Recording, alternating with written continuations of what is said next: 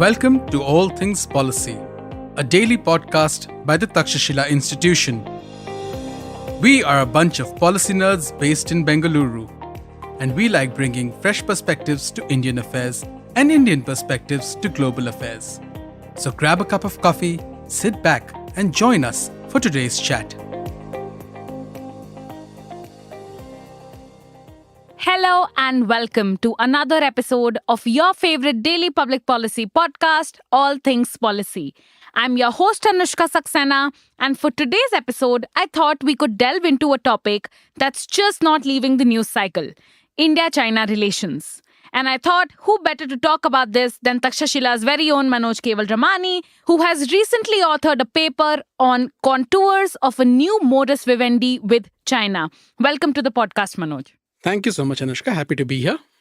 Right. Manoj, the title of your paper is quite intriguing, and the context in which it's set, which is the lack of a clear pathway on how to take India-China relations forward, is again quite relevant.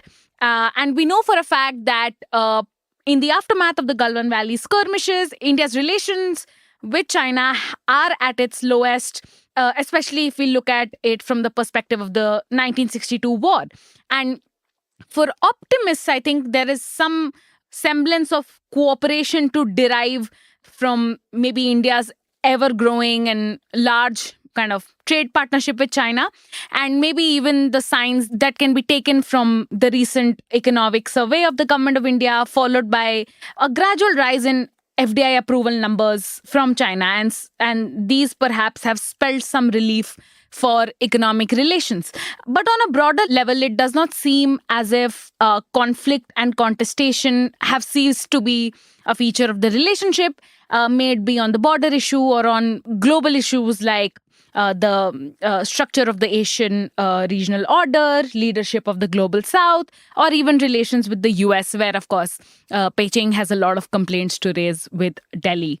So, Manoj, if I can come to you, could you maybe start by telling our listeners about how you view the current state of the relationship, where the key friction points are, and if there are indeed any signs for optimism in the past few months? Right. Let me begin by just putting into context why I thought this was something that was important to work on. Frequently, when we discuss, particularly over the last 4.5 years, when we discuss the relationship with China, we tend to look at what China is doing, and our conversations tend to be quite reactive. I dare say our policy also tends to be quite reactive, which is fine, but it's not ideal. At a certain point of time, it is extremely important, I think, for India to have a conversation about what is the desirable state of relationship that we want with China. What is it that we desire in terms of our engagement with the country, and how will we achieve that end state? If not, it's not an end state, but how will we achieve that state where we feel that there is an equilibrium in this relationship, which is perhaps steady, which is perhaps stable? Because at the end of the day, China is a neighbor. It's not going to go anywhere until the tectonic plates shift. And that's going to take a long time. So we need to have a framework for how we think this relationship should be, and then try and figure out pathways to getting to that place. It's not going to be easy. It's not going to be linear. There will be ups and downs. There will be 2 steps forward, 1 step backward. There will be friction. But we need to have this conversation about what is it that we desire in terms of this relationship. So that was the context within which I started thinking about this paper. How do I look at the relationship currently? To me, the border situation that we have right now, not just in Eastern Ladakh, but also when you have occasional instances in other parts of the 3 sectors on the boundary, to me, those are not necessarily the causes of friction. Those are symptoms of the nature of the relationship. And the causes are of the relationship being in this volatile state, which I assume it's likely to remain in for some time to come, are more structural. There are 3 that come to mind, which I discuss in the paper. The first is the fact that both India and China have risen simultaneously. If you go back to 1990, you will see that there was a parity in GDP, and both were sort of on their liberalization pathway. And over the next 30 years, both the countries have risen simultaneously. China has admittedly alleviated absolute poverty. India has lifted 300 plus million people out of poverty. That's again no mean feat, right? And there's tremendous growth that's happened in India also. As both have risen, their interests have grown, and their capacity to pursue those interests have also grown. This can be seen in our immediate peripheries, but this can also be seen on the boundary. If you talk to people, they will tell you that increasingly the source of friction on the boundary has been the fact that both sides now have better infrastructure. Admittedly, the infrastructure on the Chinese side is much better. Both sides have better equipment, and both can deploy much faster, which means that the troops engage with each other much more than they did in the past. And that also leads to greater friction. So capacity development and willingness to pursue those interests that you have has also led to increased friction. Likewise, so that's the first point. The second point is, while both have grown, there's also a growing asymmetry. I don't want to belabor this point because it's quite evident. And this asymmetry is not just in terms of GDP growth, but also, like I said, in terms of infrastructure on the boundary, in terms of, say, look at naval capacity. So there is an asymmetry, and the ability to bring resources to bear to address a certain problem, there is an asymmetry in that, right? China has far greater ability in that domain. Although, again, asymmetry in power can also depend on geography, right? Chinese naval capability, although China is the largest navy in the world, is not the same as what the Indian naval capability is in the Indian Ocean region. But those gaps are also being bridged over time. So that asymmetry creates a certain amount of imbalance in the relationship. It also leads to a sense in Beijing that China is a major power, whereas India is a regional power and potentially an inferior power. And therefore, a major power should be able to express its interest, to be able to pursue its interests, and a regional power need not hinder it. So that brings a certain amount of chauvinism in how you approach the relationship.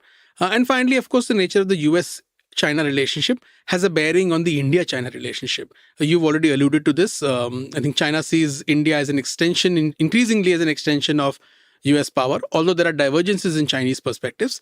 And that leads to friction, right? On the other hand, if you look at India, India is trying to sort of arrive at some sort of a balance while leaning much more closely with the US. So the nature of that competition, whether the tensions between US and China exacerbate into some sort of a Cold War, or whether there is acquiescence between the two of them, of China, playing the leading role in Asia. Both of those factors have an impact on India.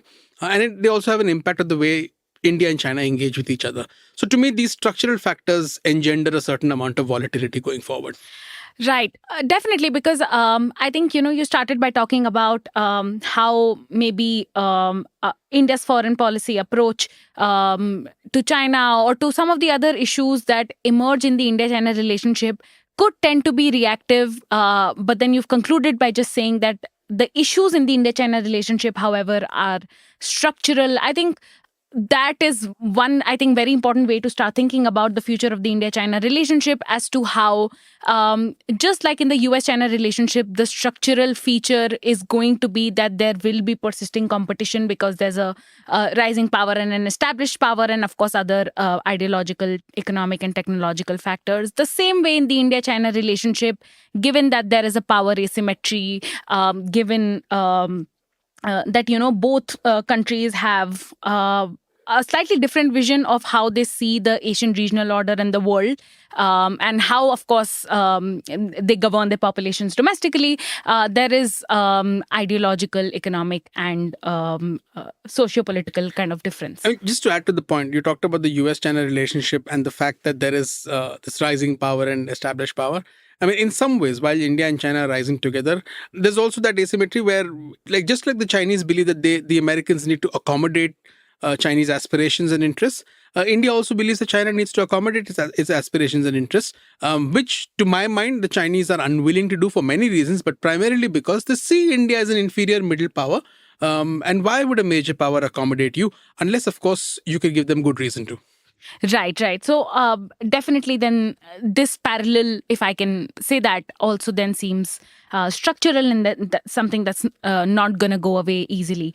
But the interesting point in this regard that you made, certainly that's most interesting for me, is how this asymmetry in power relations could be something that determines India's responses or counter responses or policy making mindset when it comes to China. Maybe our defense policy going forward will now not just focus on how to deal with troop deployment on the border or the skirmishes that might emerge, but also about how on a broader level or on a broader time scale we can develop technologies or national security priorities that take into account the structural nature of the competition, and subsequently that can apply to other fields. But do you think this is indeed something that is in the mind space of our policymakers? If we can delve into perceptions and narratives, that would be great at this point, because I think that would vitally add to the conversation, because behind policy there are policymakers and influencers, and on both sides there are influential voices and strands of thoughts that suggest ways and means to look at a modus vivendi. They suggest ways and means to determine policy trajectories in different domains. And in that regard, if maybe we can start with India, what do you think these influential strands of thoughts are? And what do they especially have to say about things like military balance, the economic pathway to take, including on FDI, and of course, the overall shape and form of both the relationship and the regional order? Yeah, I mean, in the paper, I sort of give a broad sweep of Indian discourse in China in a snapshot of what's happened in the last couple of years, but more prominently what's currently going on. One of the big takeaways that I have, like if I was to step back and look at the last 4.5 years, or maybe even if I was to go back further, since 2017, since Doklam, I think that there has been a shift in terms of how China is perceived across the board in our polity. Across the board, I think that there is, for politicians of all color and all stripes, there is no upside to being soft on China. I think everybody is somewhere competing on sort of being tougher. And that it's not like the US, but it is somewhere where nobody sees value in trying to be soft on China. Everybody needs to be tougher on China. Yet, that said, China is not that visceral, emotional issue from a foreign policy perspective, like, say, Pakistan is. Right? Despite the death of Indian soldiers in the Galwan Valley clash, which led to a lot of outrage, and, it's not still that visceral, emotional threat like Pakistan is. And I think that has to do a lot with the nature of the India-Pakistan relationship at the time of the birth of the modern republics. So I think that is something. Yet China is much more part of our internal policy discourse and internal political discourse. From the government's policy point of view, I think that over the last 4.5 years, the Indian foreign minister's dictum that the state of the border will determine the state of the relationship has largely been government policy. Right? The idea that this relationship is not normal, it's abnormal, and it's likely to remain abnormal until the boundary tensions are sorted, has largely been the prism through which the government has operated. I don't think anybody has particularly, across the opposition also, has particularly questioned that. I think the questions have been, are you tough enough? Rather than, can we apply a different lens to this thing? To me, that, by and large, that framework for looking at the relationship has been echoed by most people from the foreign service, particularly retired ambassadors and influential folks who have worked on China. Although increasingly we are seeing greater thought about, well, okay, look, maybe this policy has run its course, or maybe we need to try something different, right? Because we're stagnating in some way without necessarily giving up the state of the boundary, the state of the situation in Eastern Ladakh. We need to resolve that, but we also need to think of other dimensions. I think that increasingly is part of the discourse.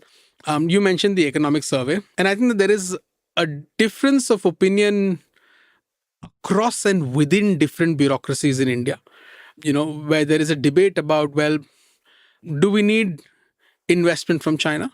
Because we've seen over the last 4.5 years, despite the tensions, despite the fact that the relationship has been termed abnormal, trade has gone up, right? And that's been a constant question.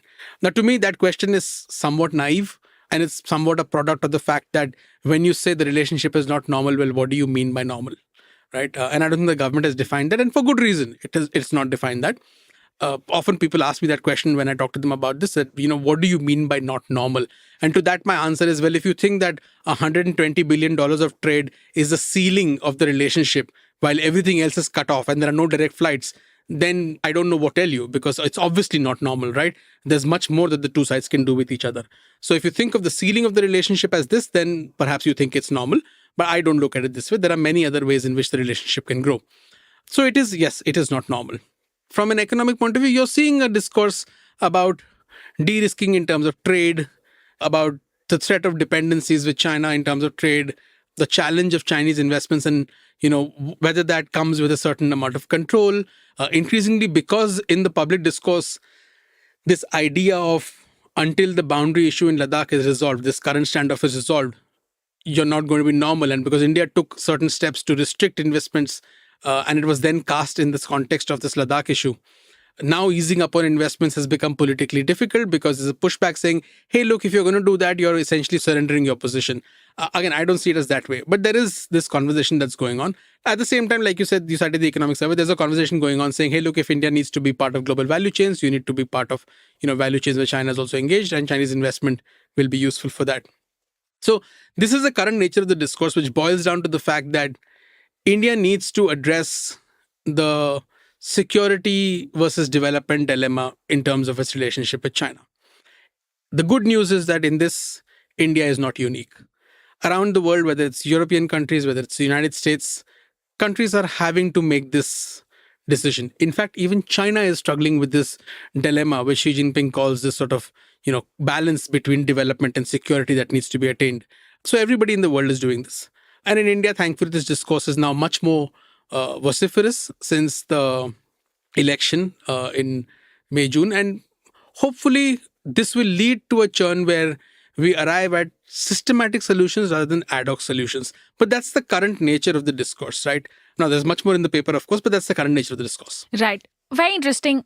Just to ping back on one of the points you made about how, there is potentially a fear that there could be backlash about maybe the government or governmental entities surrendering the position of strength because they choose to ease on some of the economic measures vis-a-vis China. And this is not to say that China will play a role that significantly alters the shape and face of how we look at employment or development in India, but it does play a vital role. It can. It possibly can. It can. And if we just look at it from the perspective of maybe consumer welfare or even sustainability goals, it does. So when those debates come to play, I don't know if it's strictly from, I can't say for everyone, but strictly looking at it maybe from the people's perspective, perhaps issues of economic development could be closer to heart. I don't know. I mean, we have a survey which we've conducted and we'll hopefully come up with results soon, and that will tell us some more about how people think. Mm-hmm. My sense is that it depends on how you cast a particular issue. If you cast an issue in India today as fundamentally a matter of national pride and of security, and if that's the narrative that you hold, I think the Indian people will by and large fall in line. Trade might not fall, but I don't think you'll see political pushback. But if you if you can make the argument that this is economically beneficial, I think you'll also see. So it depends on where government, I think that the public can be mobilized, right? So there is, if you use this from a principles point of view, I think that, look, India needs capital, India needs technology, India needs to boost its manufacturing sector. There is an opportunity for money to flow from China. It will not flow in buckets. It may be very limited. It may be next to nothing. All of that may be the case. But when there is good money to come to create capacity in India, particularly to boost technology development and manufacturing, I don't see the reason to say no, unless it is in certain sectors where it might impinge on India's strategic interests or critical security interests. And again, then we come to the point of how do you define these issues? And those are the really tricky issues, which I've happily avoided in this paper. But I think that the question right now is to basically narrow down the conversation to saying, look, this is where we must be concerned. And we can open up. Whether the Chinese choose to invest or not is up to them. But we can keep those avenues open. Because from my mind, if your adversary has $50 to $100 billion invested in you, it's good for you. Right. Really interesting. And basically the summary is, and this Of course, we continue to say at Takshashila, policy precedes action, but also just to add to that, narratives precede policy, right? So I think policy will also shape, or we can sense how policy is going to shape based on how maybe governmental entities or media choose to play certain maneuvers or certain thought processes. And you talked about, you mentioned passingly, we should be open, but again, we don't know whether the Chinese investor sentiment will be the same or not. And of course, on the Chinese side as well, there are scholars and tacticians. Some of them are named and famed for speaking on India related issues, and some of them have recently been speaking on the investor sentiment or the will to invest in India. And from what I understand, some of them have suggested that it's declining. And, you have some, like I said, named and famed names in your paper. Of course, there's Hu Shisheng, Lin Mangwing, and Lin Mingwang, sorry, and of course, Liu Zongyi. So, in your research and understanding, what versions of India are they presenting to their readers?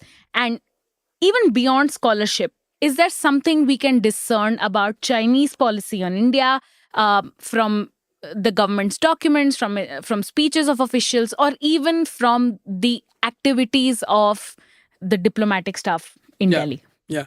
Look, to that point, I think that there is a divide in what I would say in terms of how at least Chinese officials and official discourse has taken place. And when I say official discourse, I mean government institutions, how that has taken place over this year in particular, 2024 in particular.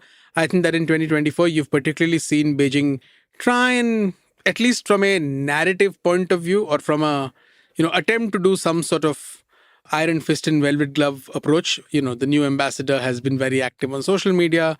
The Chinese visa offices have been handing out pandas to every so and so number of visitors who get their visa. The Chinese have been very active in issuing visas to Indians.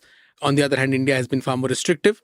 China has, the ambassador has also been quite active trying to sort of demonstrate empathy when it comes to accidents and natural disasters in India. Likewise, when the US congressional delegation visited Dharamshala, Beijing's criticism was predominantly for the US as opposed to India. The Quad summit recently took place. The criticism around the Quad was again largely directed at the US, although of course, yes, at India also. And I had a piece in that in Money Control where particularly I cited a cartoon sketch which was put out by the PLA Daily's cartoonist, which was very, very derogatory, which showed India, Australia, and Japan essentially carrying the American chariot. So you're seeing those elements, but again, the discourse is not necessarily directly targeted at India. They try to sort of skirt around that, or at least this year they've largely done that. Also, there has been outreach. Since the election, the Chinese foreign minister and the Indian foreign minister have met on 2 occasions. India has proposed these 3 mutuals. The Chinese side has said 5 mutuals. All of that is sort of, there's some sort of toning down of the rhetoric, and opportunities to escalate have not been taken. So I think that has happened. To me, that's largely stylistic change. I don't think substantively the Chinese have given anything. But if you look at, I'll go to people first and then I'll come to analytical community. If you look at the Chinese people surveys, will tell you that increasingly India is looked at unfavorably. Now, I wouldn't say historically at any point in time India was looked at as terribly favorably, but it wasn't necessarily, it must have been, there was greater indifference. Today we are seeing an unfavorable view. A latest Tsinghua University poll essentially showed that after the US and Japan, India was the 3rd most unfavorably viewed country in terms of major countries. So that's from a public point of view. Again, from a public imagination point of view, new textbooks are going to be talking about the 1962 war. In the past, that used to not be the case. The 1962 war has historically not been kept alive in the Chinese collective memory, at least in the public's memory. It's coming back. After Galwan, you saw the celebration of some of the soldiers who were there, which the Chinese government has full right to do. But the fact that it chose to highlight some of these individuals tells you that, the view, it wants to promote the view of India as a hostile adversary in some way, which again, in the past, these are choices that country makes to highlight some of these things, which was not necessarily the case in the past. So you're seeing this shift in Chinese discourse and approach towards India, whereas diplomatically over the last 6 to 8 months, I think there's been a bit of a toning down of the heightened rhetoric. From the analytical community's point of view, I think that there is clarity that India is not necessarily a friendly state, although there is a duality in the conversation where at one side India is seen as an appendage of American power in the Indian Ocean region. is essentially seen as a lost case from a Chinese perspective, and therefore Beijing must be harsher. On the other side, there is some nuance in the conversation about India also being an opportunistic actor, which is trying to play the major powers to get the best deals that it can. And therefore, that's also a good thing, right? Because it's trying to maintain strategic autonomy, which means that China has room to bargain and negotiate with India. Yet, what will it concede in this bargaining and negotiation? That's not ever discussed, right? So you see this discourse, right? And essentially, all of this discourse is predominantly because the view of India, flows like the Beijing's vision, and the prism in front of the Chinese is a prism that looks like Washington. So everything flows through that prism, and then the light shines on India. So you deny India a lot of agency in this process. But there is no doubt amongst those writings, and those are not by private academics and things like that. Those are by people who are engaged with the regime, who some of them, like Hu Shesheng, you mentioned he's with Kicker, which is the think tank of the MSS. There are foreign ministry related think tanks where there's this sort of conversation. So you see, this is essentially the nature of discourse, that the relationship, even from a Chinese lens, is fundamentally now much more hostile. That does not mean that there cannot be any accommodation, but the choice, the instrument that Beijing has chosen over the last 7 years with India largely, has been one of coercion. Now, whether they will have a much more nuanced approach down the road, nothing suggests that will be the case. But it's also worth keeping in mind that China faces an extremely adverse external environment, which is worsening from a trade point of view, from a geopolitical point of view, whether it's with Europe, whether it's with the United States, whether it's in the seas, in the East China Sea, in the South China Sea, tensions are higher. Whether it's in Central Asia, if you look at the world sitting from Beijing, and if you do this mental exercise of, if you were Xi Jinping and you looked at the world, how stable does it look around you? It would look quite unstable, right? Do you want to have another simmering problem with India, which is a nuclear power, when you can actually avoid it?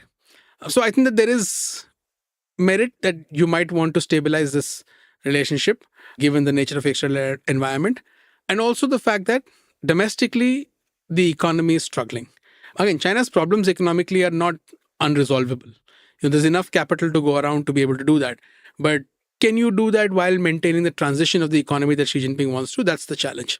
That means that there's going to be lots of friction. So do you want to have more additional friction, with a large power like India? That's the question. So there is reason for Beijing also to try to rebalance the relationship. Whether it gives something in to do this, that's what we'll have to wait and see. Right. Extremely interesting, because I do completely agree that from the Chinese perspective, the world, the external environment would look increasingly hostile and unstable. And in that sense, then there has to be a degree of compartmentalizing that even the Chinese would have to do, right? Because no matter how competitive their relationship with the US may be, that US prism, as you said, couldn't simply just be applied to all other relations, because what the US is best known for is its network of alliances and partnerships, in which India is increasingly featuring as an important element, especially in the Indo-Pacific region. And so I think perhaps from the Indian perspective also, and even China can't wish away its neighbor, right? So perhaps from the Indian perspective also, tapping into that negotiating space could then become vital if, some of the analytical or diplomatic signs do indeed suggest that China is thinking about ceding more space to accommodation or even negotiation, even if it is indeed stylistic. I mean, I'm thinking that there is a sense that they probably want to negotiate, they probably want to talk, but I'm not certain that they're at a point where they want to accommodate. I think they would welcome India accommodating Chinese anxieties, but I'm not necessarily certain that there is any serious indication that Beijing wants to accommodate. I mean, the latest reports that we're getting, around the negotiation with regard to Ladakh also is the fact that, the Chinese came up with this idea that, hey, okay, look, we can talk about Depsang and Demchok, which are the two remaining points where you need to disengage for additional sort of patrolling rights and access in certain parts in Arunachal Pradesh. So I'm not sure that they're willing to give up, but or they're willing to play ball seriously. But I think there is some sort of exploration that's going on. Right. Okay. So now that if we assume that it is indeed true that they don't want to talk, but they're not willing to play ball in a manner that would completely juxtapose with India's interests or what India has expressed going forward. maybe we can finally come indeed to the pathway to a new modus vivendi with China, as you propose in your recent paper, right?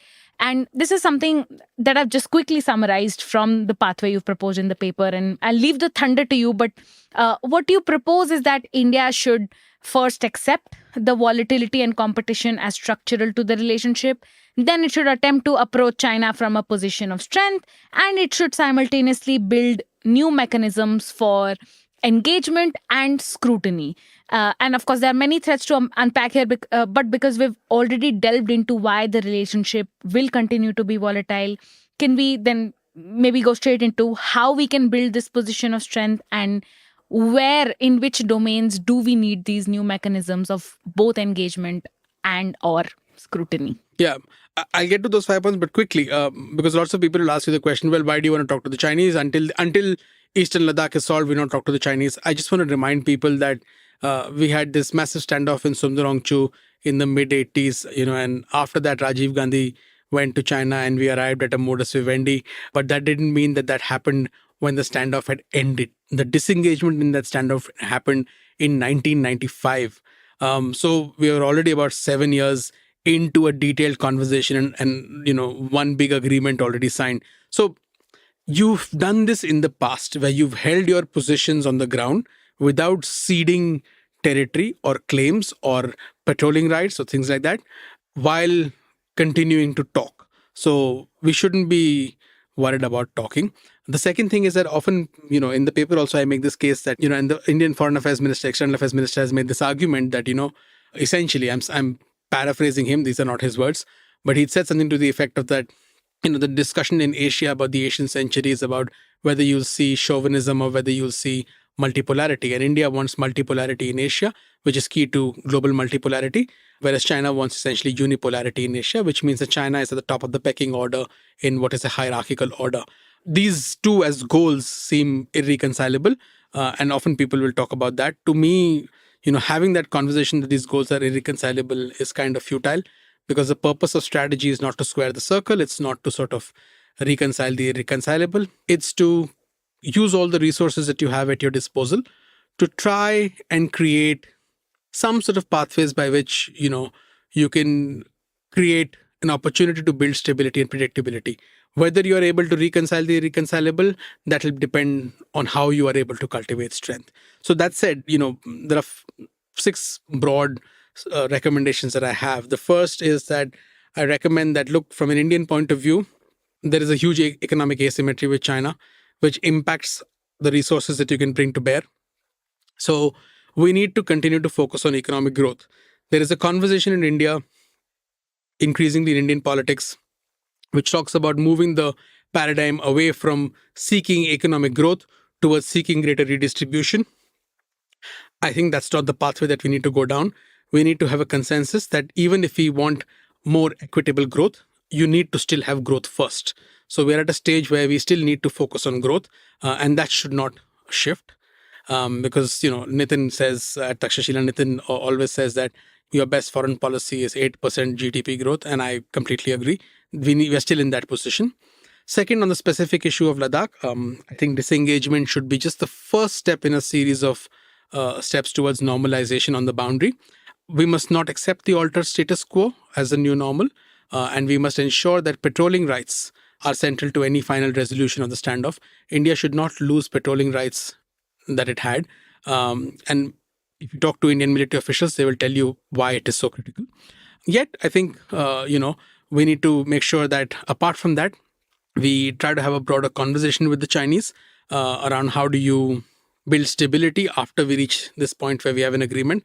We have a bunch of agreements that are in place that had kept the peace for a very long time. We need to revisit them. I don't think we need to throw them out. I think we need to improve on them. We need to add new dimensions to those agreements. And that takes a process of negotiation. At the same time, India needs to continue to invest in its infrastructure build-up. My recommendation is that we need to significantly increase our defense spending, but we need to rationalize that expenditure better, and not so much on manpower, but more on firepower. So I'm advocating, currently we're at just under 2, around 2%. We need to spend much more, given our threat perceptions. That 2% threshold, which is useful for NATO, is not useful for India. So we need to spend much more, but we need to focus on firepower rather than simply servicing pensions. At the same time, like I said, we need to talk to the Chinese from the ground level also to have modalities to prevent escalation. Third is that we need to demonstrate greater imagination in terms of political dialogue with the Chinese. I'm not calling for another informal summit. I think those are detrimental. I don't think this should even be an immediately leader-led affair. But we need to talk to each other. And we need to eventually have periodic dialogue between the Chinese president and the Indian prime minister. Not because I like big summits, but because I think from a Chinese point of view, head of state diplomacy and centralization of power under Xi Jinping has meant that the process has to flow from top to bottom. So I think you will have to have that engagement on a periodic basis. I think the US-China engagement under Biden and Xi Jinping is an example. And I think there are learnings that we can draw from that. Again, I'm not going to go into too many details into this, but that's the third broad thing, that we need to be talking. We must not be wary of talking. Fourth, we need to find ways to address our development versus security dilemma. On trade, my argument is for de-risking. Again, I encourage people to read the paper rather than me detailing it. But on investment, my argument is that we need to have a new investment scrutiny mechanism. Press Note 3 had a limited impact, and it's actually now having a detrimental impact in my view. I think we need to create a new investment scrutiny mechanism which is not ad hoc, which has certain amount of democratic oversight, and which provides predictability and timeliness and timelines that have to be adhered to, which engender predictability for businesses. And that's the conversation that we need to have to approve investments again in non-critical, non-strategic sectors and subsectors. So we need to also define these.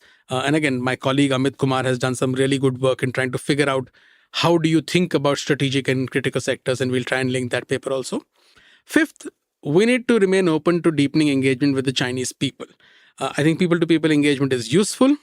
We talk a lot in India about having the need to develop our own Indian perspective on Chinese politics, economy, whatever. Yet we have blocked sources of information. We're not engaging with Chinese scholars, academics. There's hardly any student exchanges. We need to do much more, even entertainment and media. I think the criticism on this recommendation that I can take is that, yes, this should be reciprocal. I agree. And that's part of conversation. But at the end of the day, having engagement with the Chinese people is beneficial if we have to develop our own perspective. I also understand that there may be concerns around espionage and influence and information operations. But to me, the answer to that is not to wall off your society. There are many other things that you can do to deal with that. And finally, India should continue to partner with external actors. While it can make the case to the Chinese that our engagement with the US or anybody else is not targeted at a third party, I don't think the Chinese will buy that because they look at it from their point of view. But that's not our problem. I mean, you don't want to buy it, you don't buy it. It's not my problem.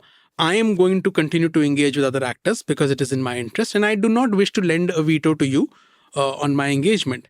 At the end of the day, the case that I make about dealing with China from a position of strength is that you do internal and external balancing to cultivate national power, cultivate strength, and deal with Beijing from that perspective.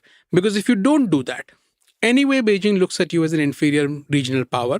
If you don't emerge through these sources of power as a major actor in the Chinese mind, you're unlikely to get the kind of stability in the relationship that you desire. So you will need to do some of these things, which will lead to very difficult periods of time, which will lead to very testy exchanges. But that's what you have to do. Right. Very, very interesting thoughts, Manoj. Thanks so much for this engaging chat. And I believe in this conversation for all of our listeners, whether, they're keen observers of China, academicians, policymakers, or even civil society, there will be crucial conversation starters. And of course, we're also going to attach the link to the full paper in the description for everyone to go through if the conversation indeed intrigue you. And that said, thank you once again, Manoj, and thank you to our listeners for tuning into another episode of All Things Policy. Thank you. If you liked our show, dive into Takshashila's research on technology, strategy, and economic affairs. Check us out at our Twitter handle @TakshashilaINST or our website takshashila.org.in.